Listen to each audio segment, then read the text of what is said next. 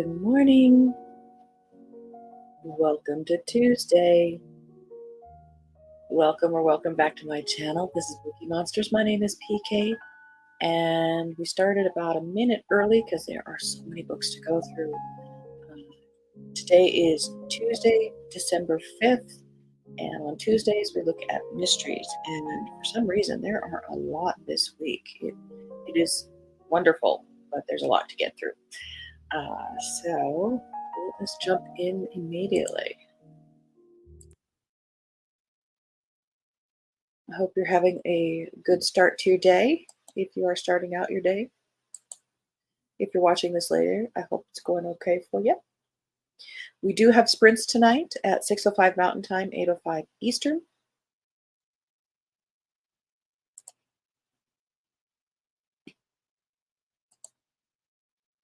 Let me get rid of this banner.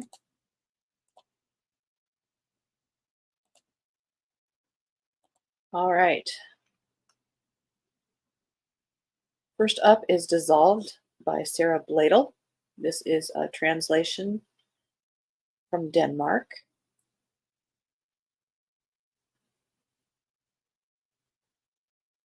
Everything is peaceful in Tommerup, Denmark, until a young mother disappears in the middle of an idyllic summer day. There's no trace of the missing woman when Chief Superintendent Liam Stark and Superintendent Dia Torp are called to investigate.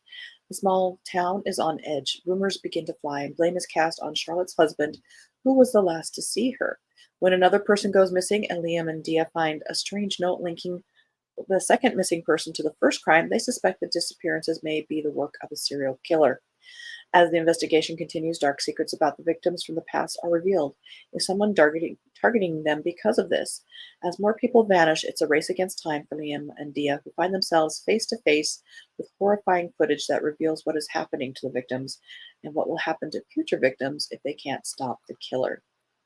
That is Dissolved by Sarah Bladel and translated by Mads Peter Nordbo. I do like that cover. Hi, Mary. Happy Tuesday. Don't laugh, but I have already written some stuff in chat for the sprint tonight. I got the wrong session. It may be a long day. Yeah. That's okay. All right. Five Bad Deeds by Kaz Freer. Mystery/thriller. This is a standalone psychological thriller, a gripping tale of revenge, loyalty, and the secrets hidden between the walls of the most beautiful home in town. Ellen Walsh has done something very, very bad. If only she knew what it was.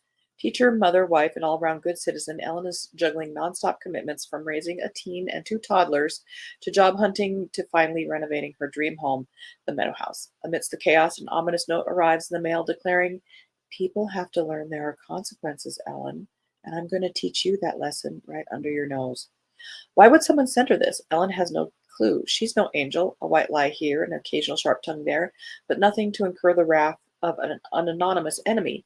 She'd never intentionally hurt anyone, but intention doesn't matter to someone. Someone blames this supposedly good person for all the bad they've experienced, and maybe they have reason to, because few of us get through life without leaving a black mark on someone else's. Could the five bad deeds that come to haunt Ellen explain why things have gone so terribly wrong? As she races to discover who's set on destroying her reputation and her future, Ellen continues to receive increasingly threatening messages, each one hitting closer to everything she cherishes. For the Last Time by Heidi Perks. When Aaron and Will walk into Maggie's office for a marriage counseling session, Maggie believes they are an ordinary couple with ordinary problems, communication, intimacy, the usual. But as Maggie struggles to get the couple to open up about what brought them here, she begins to sense that not all is as it seems. When Aaron mentions something connected to Maggie's past that she couldn't possibly know, Maggie is disturbed and confused. Why does Aaron know anything about Maggie's long missing sister? Aaron is connected to her somehow, and Maggie is no longer trying to fix the couple's marriage. She's trying to uncover her own truth. Maggie knows her code of ethics as a therapist should immediately stop her from working with this couple, but she's desperate for answers about her sister's disappearance, and she can't resist using her position to delve deeper into Aaron's memories and what she might know. Aaron and Will might not be what they seem, but neither is Maggie. That was For the Last Time by Heidi Perks. I usually like Scandinavian mysteries, always sort of dark, but usually well written. Absolutely. Absolutely. Here in the Dark by Alexis Solosky. A dark and stylish novel of psychological suspense about a young theater critic drawn into a dangerous game that blurs the lines between reality and performance. Vivian Perry likes the dark. A former actress, she now works as the junior theater critic at a major Manhattan magazine. Her nights are spent beyond the lights in a reserved seat, giving herself over to the shows she loves. By day, she savages them with words sharper than a knife. Angling for promotion, she reluctantly agrees to an interview, a conversation that reveals secrets she thought she had long since buried. Then her interviewer disappears, and she learns from his devastated fiancé that she was the last person to have seen him alive. When the police refuse to investigate, Vivian does what she promised herself she would never do again. She plays a part. Assuming the role of amateur detective, she turns her critical gaze toward an unsanitary private eye, a sketchy internet startup, a threatening financier, fake blood, and one very real corpse. As she nears the final act, she finds that the boundaries between theater and the real world are more tenuous and more dangerous than even she could have believed. That is Here in the Dark by Alexis Solosky.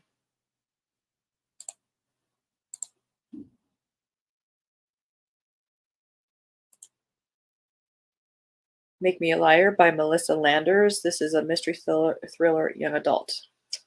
Veronica Mars gets a fantastical twist in this novel about a girl with a transferable consciousness, yeah, who uses her power for good only to have it turned on her when someone uses her body to commit murder.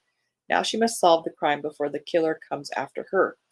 Caught red-handed for a crime she didn't commit.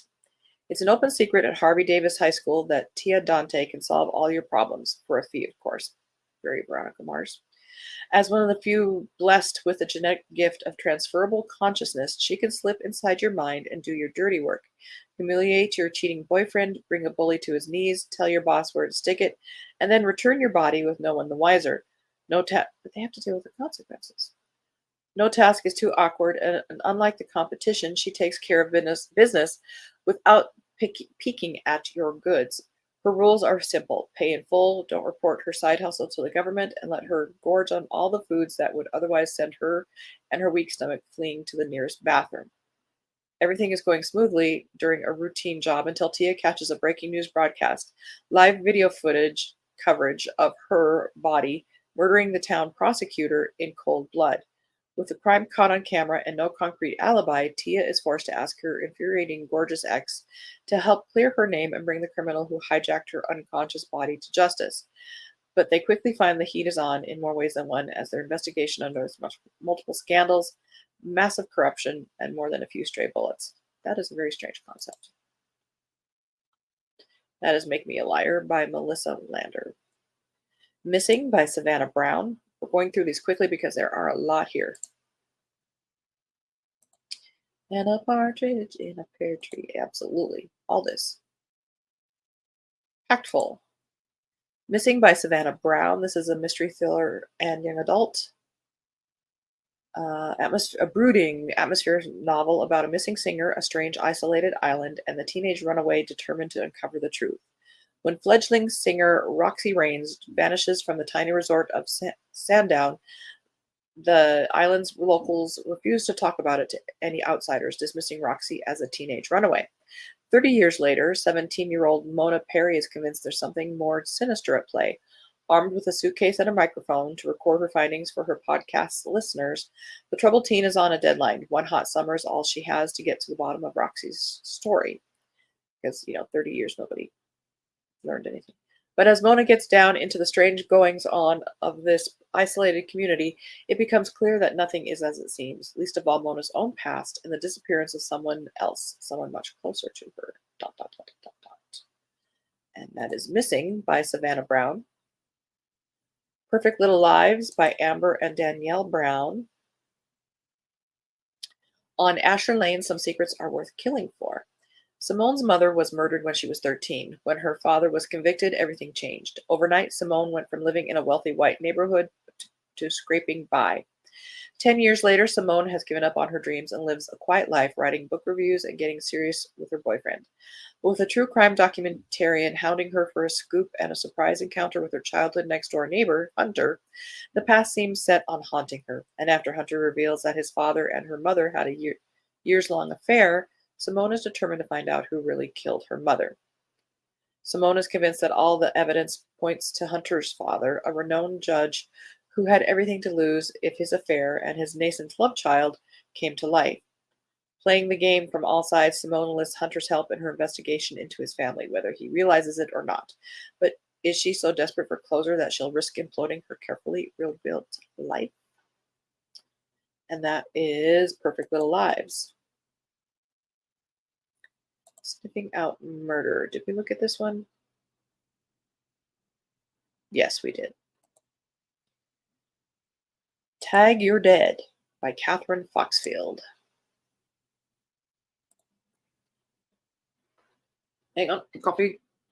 Money, revenge, obsession, and fame. Everyone has their own reasons for wanting to win in this tense thriller where only one will emerge victorious and alive. When teen reality star Anton Fraser unveils his latest stunt, a live stream citywide game of tag, in which the prize is to be one of his personal assistants. That doesn't sound like a prize. His fans go wild. The whole world is watching. The contestants are outfitted with body cams, GPS trackers, and pressure sensors that, if activated by a competitor, will send them out of the running. They venture into nighttime urban jungle to hunt each other down.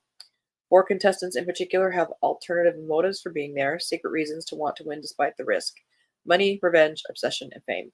And one of them will stop at nothing to be the victor at the end of this adrenaline and fear-fueled night. That is Tag You're Dead by Catherine Foxfield.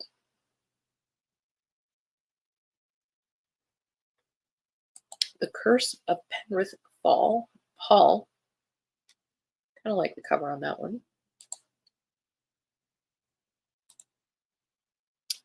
By Jess Armstrong. This is a gothic mystery. Oh, we looked at this one. We did. We looked at this last week.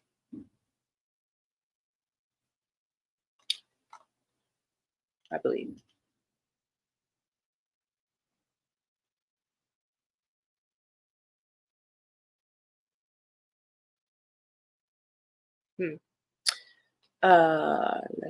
After the Great War, American heiress Ruby Vaughn made a life for herself running a rare bookstore alongside her octogenarian employer and housemate in Exeter. She's always avoided dwelling on the past, even before the war, but it always has a way of finding her. When Ruby is forced to deliver a box of books to a folk healer living deep in the Cornish countryside, she's brought back to the one place she swore she'd never return. A more sensible soul would have delivered the package and left without rehashing old wounds, but no one has ever accused Ruby of being sensible. Thus begins her visit to Penrith Hall. A foreboding fortress, Penrith Hall is home to Ruby's once dearest friend Tamsin and her husband Sir Edward Chenoweth. It's an unsettling place, and after a more unsettling evening, Ruby is eager to depart. But her plans change when Penrith's bells ring for the first time in 30 years. Edward is dead. He met a gruesome end in the orchard, and with his death brings whispers of a returned curse. It also brings Ruan Cavell, the person whose books brought her to Cornwall, the one the locals call a peller, the man they believe can break the curse. Ruby doesn't believe in curses or pellers, or plars, I don't know. But this is Cornwall, and to these villagers the curse is anything but lore, and they believe it will soon claim its next victim, Tamsin. To protect her friend, Ruby must work alongside the peller to find out what really happened in the orchard that night. The Engagement Party by Darby Kane. And then there were none meets I Know What You Did Last Summer. A twisty thriller set on a private island in Maine where secrets piled upon secrets and lies upon lies are all revealed in one fateful weekend. Emily Hunt went missing from her affluent liberal arts school on graduation weekend. Her body was found floating in a river, and a quiet loner who most people on campus really didn't know died by suicide. A tenuous link, one text, bound the two dead students together and was enough for law enforcement to close the case. But they got it wrong, and now someone is determined to set it right. 12 years later, college friends gather to celebrate an engagement over a long overdue getaway on a swanky private island in Maine, with only one way in and one way out. Sierra Prescott, invited as a guest and unconnected to past events, is the only person who soon senses not is all what it seems. The tension in the air is ignited when they find a dead man in the trunk of a car with a note, "Time to tell the truth." And things only get worse as a torrential storm strands them together, as it always does. The group's buried secrets begin to surface, and secrets are bartered. To survive this deadly party, they'll need to stop a killer before they become prey. And that is The Engagement Party by Darby Kane. The Hunger Games feel too. Yeah, that one did. The cover on Curse too. Yeah, it's very pretty, pretty, pretty. The Folly by Gemma Amor. This is a Bram Stoker Award nominee. British Fantasy Award. Gothic mystery that will haunt you long after the final page is turned, and it is only 240 pages. Morgan always knew her father Owen never murdered her mother and has spent the last 6 years campaigning for his release from prison. Finally, he is set free, but they can no longer live in the house that was last decorated by her mother's blood. Salvation comes in the form of a tall, dark, and notorious decorative granite tower on the Cornish coastline known only as the Folly. The owner makes them an offer. Take care of the Folly, and you can live there. It's an offer too good to refuse.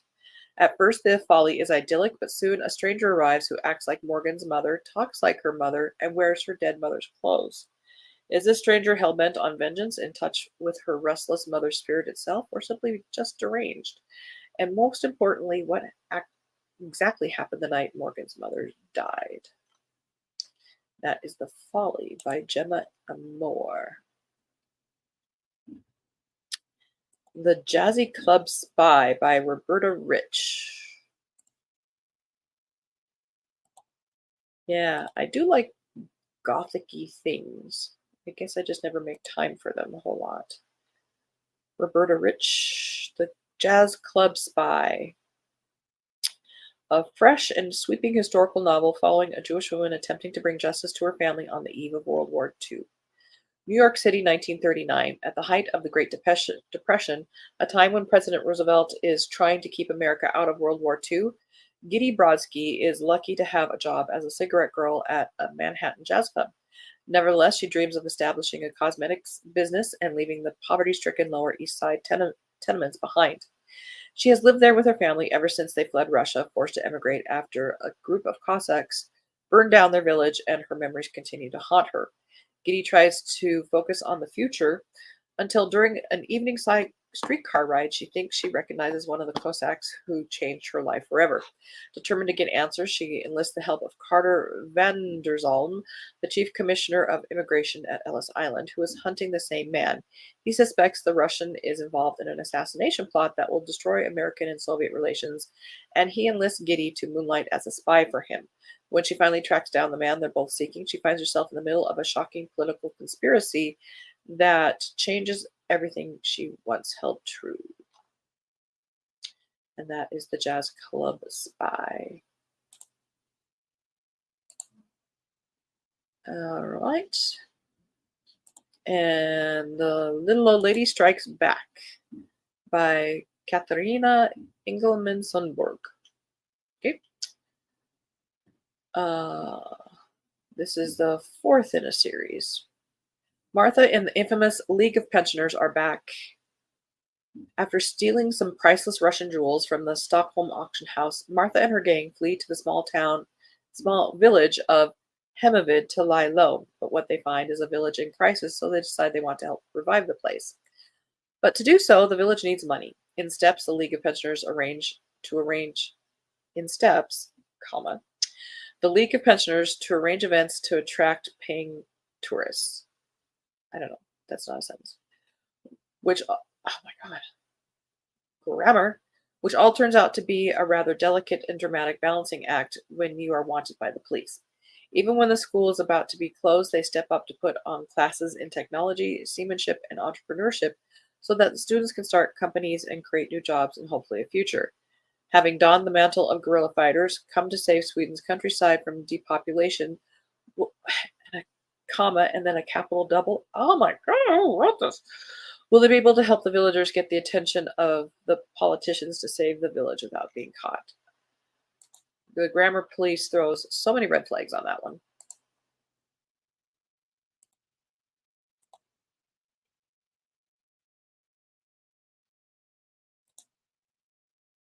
The Other Mothers by Catherine Faulkner.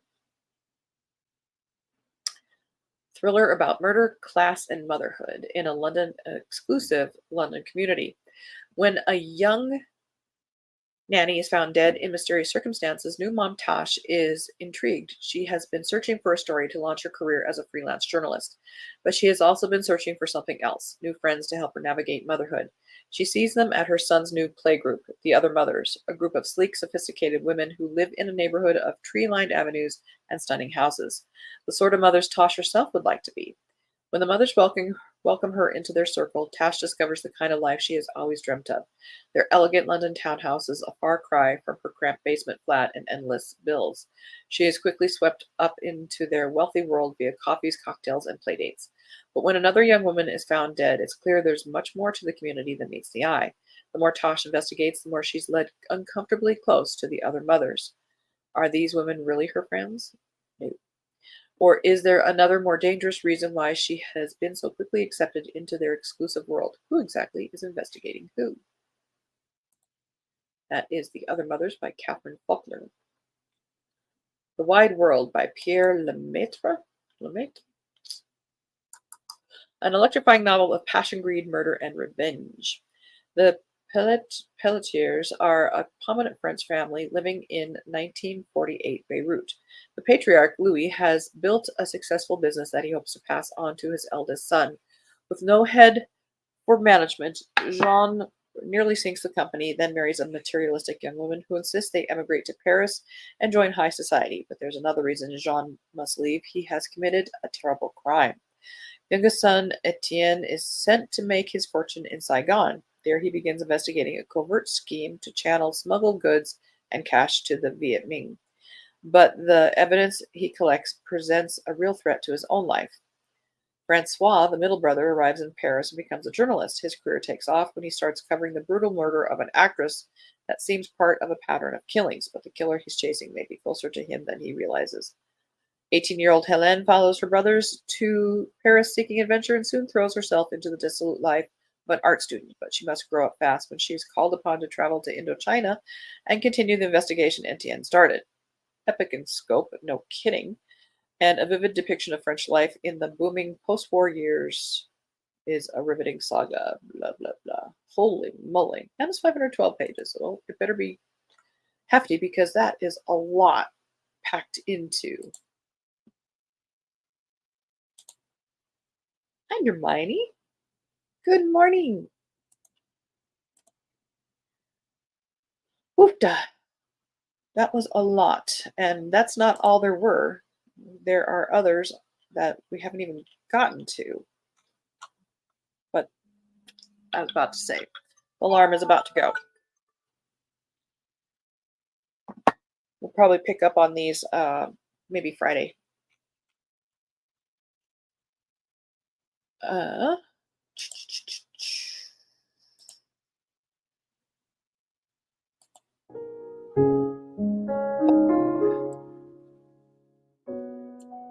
I mean, it's a good week for a lot of new releases, which is fantastic. A lot to get through in 25 minutes. All right, tomorrow morning we'll be looking at, let's see, tomorrow is Wednesday, so we'll be looking at romances, and there's probably a lot of those too. These are the books, maybe they're releasing in bunches because Christmas is coming and that's when people like to splurge a little bit or give gifts. Anywho, tonight there are sprints at 6:05 Mountain Time, 8:05 Eastern. It'll go for 2.5 hours. Bring your own book project or just close your eyes and meditate from the day that you've had, whatever kind of day you have. I hope you have a good day.